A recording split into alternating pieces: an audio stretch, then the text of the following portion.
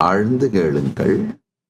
காலத்தின் இருப்பு இருப்பின்மை, இந்த சத்தியத்தை புரிந்து கொண்டாலே அகத்திலே பரமுக்தி, இகத்திலே பெருவெற்றி, அடைய விரும்பும் அனைத்தையும் தரும் கல்பதருவாக காலத்தை பற்றிய புரிதல் மாறிவிடும்.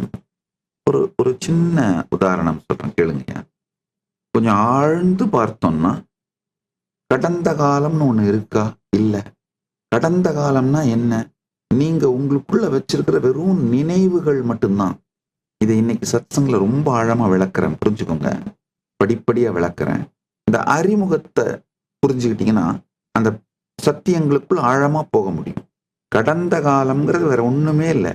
நீங்க வச்சிருக்கிற நினைவுகள். அந்த நினைவுகளை எப்ப எக்ஸ்பீரியன்ஸ் பண்றீங்க?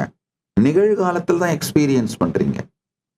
இதுல ஒரு கொடுமை என்னன்னா, நீங்க கடந்த காலத்தை பத்தி வைத்திருக்கிற கருத்துக்களை வைத்துதான் உங்களுடைய நல்லது, கெட்டது, ஜெயிச்சது, தோத்தது, அனுபவம், லாபம், நஷ்டம், வெற்றி, தோல்வி, இவைகளை வைத்துத்தான் நீங்க யாருன்ற ஒரு முடிவுக்கே நீங்களே வர்றீங்க.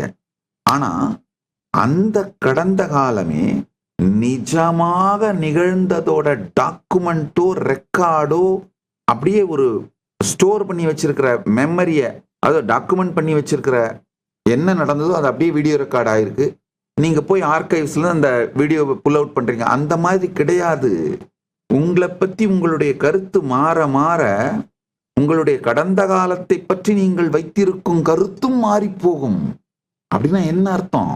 உங்க கடந்த காலம் அப்படின்னு நீங்க வச்சிருக்கிற அந்த நினைவுகள் மூவிங் சாண்டுங்க. அந்த புதை குழி மணல்னு சொல்லுவோம் பாருங்க, புதை மணல்னு சொல்லுவோம் பாருங்க. அது மாதிரி அது மேல பெரும் கட்டடம் எழுப்ப முயற்சி பண்றீங்க.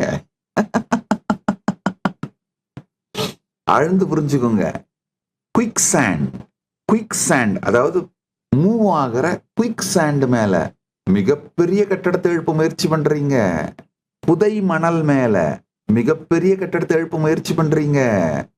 ஆழ்ந்து பார்த்தா கடந்த காலமே நடந்த கடந்த காலத்தின் நினைவோ, பிரதிபலிப்போ, தொகுப்போ, பகுப்போ அல்ல. இப்போ உங்களுக்கு என்ன மூடு இருக்கோ அதை வச்சு நீங்க பிக்கப் பண்ணிக்கிற ஏதோ சில நிகழ்ச்சிகளை பத்தி உங்களுடைய சொந்த இன்டர்பிரிட்டேஷன். கடந்த காலம்ங்கிறது வேற ஒன்றும் இல்லைங்க, கிரியேட்டிவ் ரீகன்ஸ்ட்ரக்ஷனுங்கய்யா. ஒரு சினிமா மாதிரி தாங்கய்யா.